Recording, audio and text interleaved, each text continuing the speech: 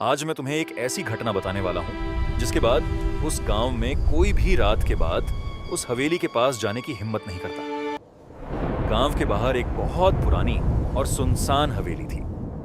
लोग उसे काली हवेली कहते थे। कहते हैं कई साल पहले वहां एक अमीर परिवार रहता था, लेकिन एक रात उस हवेली से इतनी भयानक चीखें सुनाई दी कि पूरा गांव डर गया।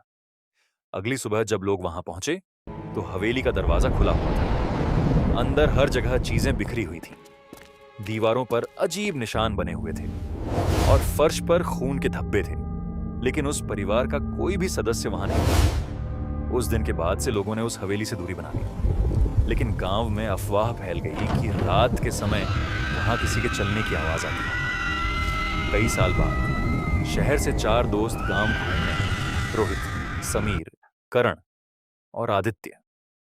जब उन्होंने उस हवेली की कहानी सुनी तो उन्हें लगा कि ये सब बस डराने वाली बातें हैं।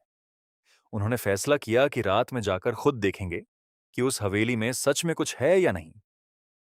रात के करीब 12 बजे चारों टॉर्च लेकर हवेली के सामने पहुंचे। आसमान में बादल थे और हवा बहुत ठंडी चल रही थी। रोहित ने धीरे से जंग लगा दरवाजा धक्का देकर खोला। दरवाजा जोर की आवाज के साथ खुल गया।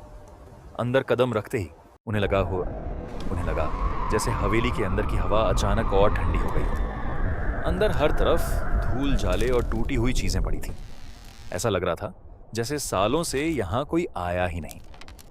तभी ऊपर वाली मंजिल से किसी के चलने की आवाज आई। चारों दोस्त एकदम चुप हो गए। समीर ने धीरे से कहा, क्या तुम लोगों ने भी ये सुना?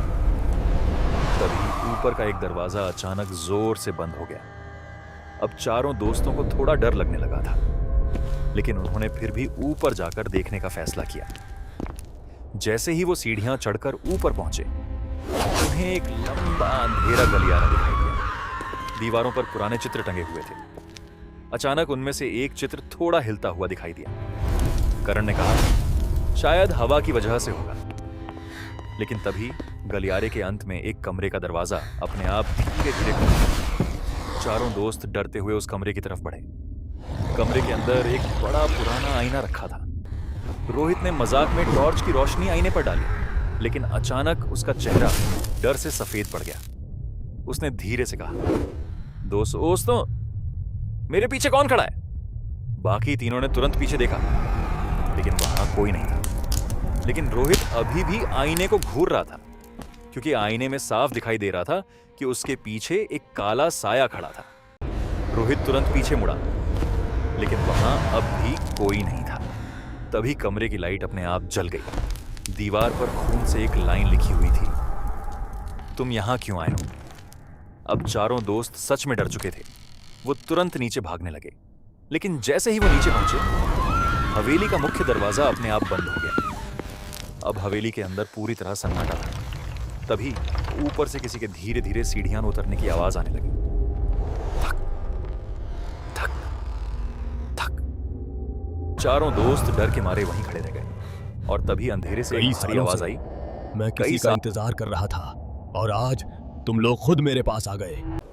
वालों ने देखा कि हवेली का दरवाजा खुला हुआ था। अंदर फर्श पर 4 टॉर्च पड़ी थीं और पास ही 4 जोड़ी जूते। लेकिन रोहित, समीर, करण और आदित्य, चारों दोस्त कभी वापस नहीं मिले। और आज भी अगर कोई रात में उस हवेली के पास जाता है तो अंदर से 4 लोगों के भागने की आवाज सुनाई देती है।